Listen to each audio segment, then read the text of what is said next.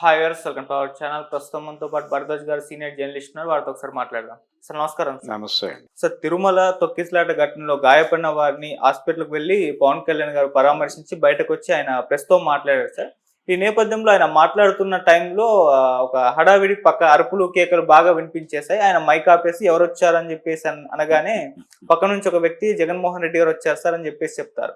So ఇప్పుడు ఈ video social మీడియాలో తెగ వైరల్ అయిపోతుంది. వైసీపీ వాళ్ళు కూడా వైరల్ చేసేస్తున్నారు. అంటే జగన్మోహన్ రెడ్డి గారు వచ్చినప్పుడు ఆ హడావిడి క్రియేట్ అయింది, ఆ ఎలివేషన్స్ వచ్చేసాయి, ఆ అరుపులు, సీఎం అన్న కేకలు ఇవన్నీ కూడా వినిపించాయి. దానికి పవన్ కళ్యాణ్ గారు కూడా మైక్ ఆఫర్స్ వచ్చింది అన్నట్టుగా వాళ్ళ స్టైల్లో ఎలివేట్ చేసేసుకుంటున్నారు సార్. సో ఈ ఘటనని ఏ విధంగా చూడొచ్చు అంటారు? మీరేం చెప్తారు? అయితే జరిగిన సన్నివేశం ఏంటి, అక్కడ ఆల్రెడీ ఈయన వెళ్ళి పరామర్శించి బయటకు వస్తుండగా మీడియాతో మాట్లాడుతున్నాడు. ఆయన ప్రవేశించాడు. ప్రవేశించిన సందర్భంగా అక్కడ చిన్న హడావిడి జరిగింది. ఈ హడావిడి జరుగుతుండగా ఎవరు అని ఆయన అడగటము, పవన్ కళ్యాణ్ అడగటము, అలాగే పక్కనున్న ఆయనకి జగన్మోహన్ రెడ్డి గారు అని చెప్పడము అది స్పష్టంగా వినిపిస్తోంది. ఆయన పెద్దగా గందరగోళ పడలేదు. ఎవరైనా వస్తారు కదా అన్నట్టుగానే ఉన్నాడు పవన్ కళ్యాణ్. అయితే ఇమ్మీడియట్గా జగన్మోహన్ రెడ్డి అనే పేరు విన్న తర్వాత ఆయన నోట్లోంచి వచ్చిన పదం ఏంటంటే, ఇప్పుడు వచ్చిన వారైనా సరే అన్నాడు.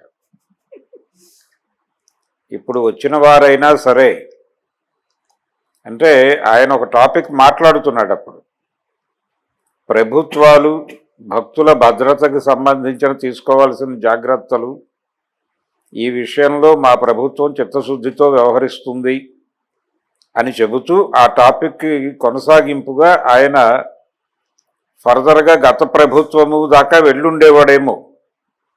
ఎప్పుడైతే ఈయన ప్రవేశించాడని తెలిసిందో ఇమ్మీడియట్గా ఇప్పుడు వచ్చిన వారికి కూడా చెప్తున్నాను అన్న టోన్లో చెప్పాడు.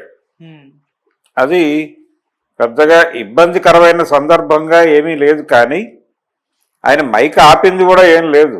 ఊరికనే జస్ట్ ఏంటి హడావిడి అని అడిగాడు. ఎవడైనా అడుగుతాడు.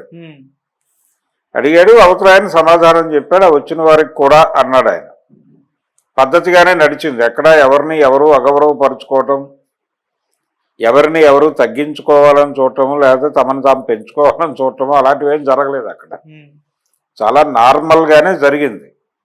అయితే తెలుగుదేశం పార్టీ నాయకులు కొంతమంది, పర్టికులర్గా తిరుపతికి చెందిన నాయకులు మాట్లాడుతూ గత ప్రభుత్వం నిర్వాహకం వల్లనే ఈ తప్పు జరిగింది అన్న టోన్లో దాన్ని ప్రొజెక్ట్ చేసే ప్రయత్నం చేశారు.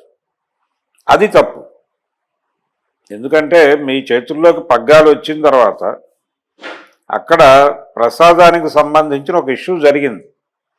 ఆ ఇష్యూని మీరు అంతర్జాతీయ స్థాయిలో బాగానే వెలిగించి మండించారు. ఆ సందర్భంగా మీరు ప్రక్షాళన తిరుపతి నుంచి ప్రారంభిస్తున్నాం, తిరుమల నుంచి ప్రారంభిస్తున్నాం అని పలికారు. పలికినప్పుడు ఇమ్మీడియట్గా మీరు యుద్ధ ప్రాతిపదికన అక్కడ రకరకాల పనులు చేసి ఉండాలి.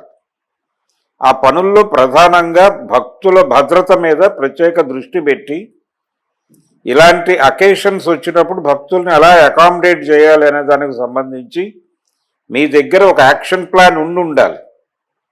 అది ఏమీ లేదు. మీరు ఆ రోజున మాటలకి మాత్రమే పరిమితం అయ్యారు. ఆ తర్వాత ఎలా జరిగితే అలా జరుగుతుంది, దేవుడు చూసుకుంటాడని అనుకున్నారు అని ఇప్పుడు జనాలు అనుకుంటున్నారు. కాబట్టి తప్పు ఎవరి మీద పడితే వాళ్ళ మీదకి నెట్టేసే ప్రయత్నం చేస్తున్నారు. పవన్ కళ్యాణ్ గారు అధికారుల మీదకి నెట్టేసే ప్రయత్నం చేస్తే తెలుగుదేశం నాయకులు, చోటామోటా నాయకులేమో గత ప్రభుత్వం మీదకి నెట్టేసే ప్రయత్నం. అంటే ఇది సాంప్రదాయంగా జరుగుతుంది. పరిస్థితి ఎలా తయారైందంటే, అసెంబ్లీలో ఎవరైనా ఒక ప్రశ్న అడిగితే బలానా ప్రాంతంలో వర్షాలు వచ్చినప్పుడు రోడ్లు మునిగిపోతున్నాయి, అక్కడ డ్రైనేజీ వ్యవస్థ సరిగా లేదు, ప్రభుత్వం పట్టించుకోవడం లేదు అని గనక ఒక ప్రతిపక్ష నాయకుడు అంటే, 4 ఏళ్ల క్రితం మీరే అధికారంలో ఉన్నారు కదా, అప్పుడు ఏం పీకారు మీరు అంటున్నారు. అది కాదు సమాధానం. ఆ పరిస్థితి అలా ఉందా, మేము గమనిస్తాము, మీరు మనము కలిసి వెళ్దాం, వెళ్ళి చూద్దాం, అక్కడ పరిస్థితిని ఎలా సెటరేట్ చేయగలమో ఒకసారి మాట్లాడుకుని చేద్దాం అని కదా చెప్పాల్సింది. అది చెప్పరు. అది చెప్పకుండా మీరు అధికారంలో ఉండగా ఏం పీకారు అనేది మాట్లాడతారు. అది సమాధానం కాదు.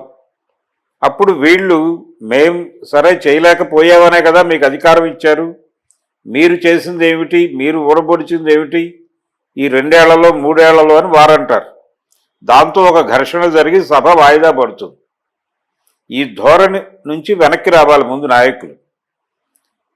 ప్రజలకి జవాబుదారీతనంతో మనం రాజకీయాల్లోకి వచ్చాము అని వాళ్ళు అనుకోవాలి. అనుకున్న నాయకులు ఎప్పుడు ఇలా బిహేవ్ చేయరు.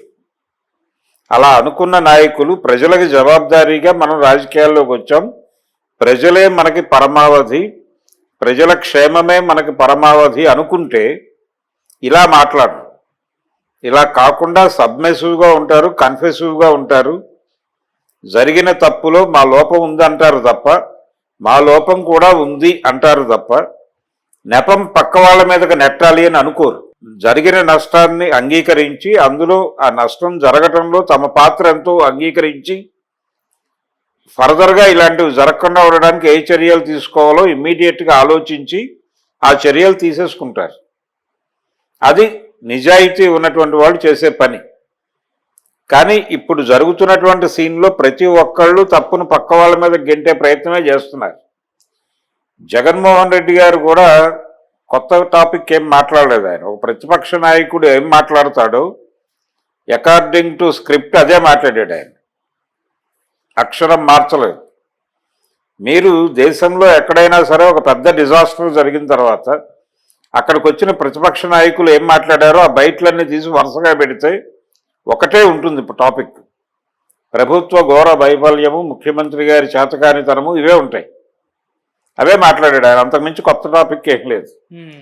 ఫర్దర్గా ఎలాంటి చర్యలు తీసుకోవాలి, అక్కడ తమ ప్రభుత్వ హయాంలో తాము తీసుకున్నటువంటి చర్యలు ఏమిటి కూడా చెప్పే ప్రయత్నం చేశాడు జగన్మోహన్ రెడ్డి. కానీ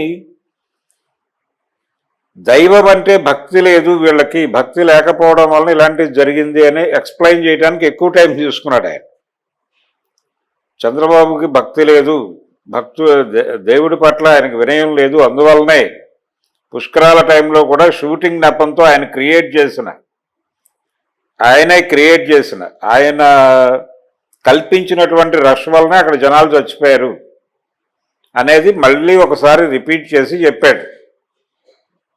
దీనికంటే కూడా అంటే ఈ విమర్శలు ప్రతి విమర్శలతో కథ నడపడం కన్నా కూడా ఒక కలెక్టివ్గా ఉండి, ఇదిగో ఈ నష్టం నివారించడానికి ఈ పద్ధతి బాగుంటుంది, ఇలా చేస్తే బాగుంటుంది, ఒక ప్రత్యామ్నాయం ఉండాలి అంటే ప్రతి క్యూ లైన్కి కూడా ఈ ప్రికాషన్స్ తీసుకోవాలి అనేది, ఎవరు బాధపడకుండా ఉండడానికి ఏం చేయాలో అది మీరు కొంతమంది నిపుణులతో సమావేశం ఏర్పాటు చేసి మీ ఆఫీసులో ఆ అవుట్కమ్ని ప్రభుత్వానికి ఇచ్చే ప్రయత్నం చేయండి.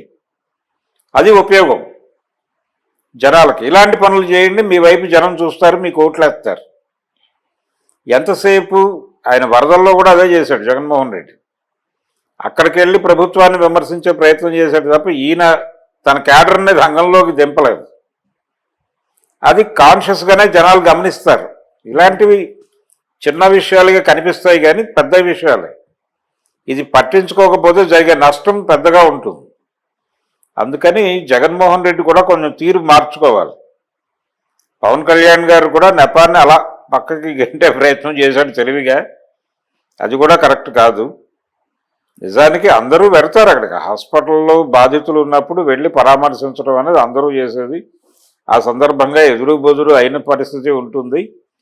వీళ్ళకి నిజంగా ప్రజాస్వామ్యం మీద గౌరవం ఉంటే జగన్మోహన్ రెడ్డి గారు వచ్చారు అని చెప్పగానే వారిని కూడా పిలవండి అని చెప్పి అక్కడికే పిలిచి తన పక్కన తను అడిగి ఎలా ఉన్నారు, ఏమిటి, ఈ జరిగిన నష్టం మీద మీరు ఏమనుకుంటున్నారు అని ఆయనతో మాట్లాడి మైకుల ముందే.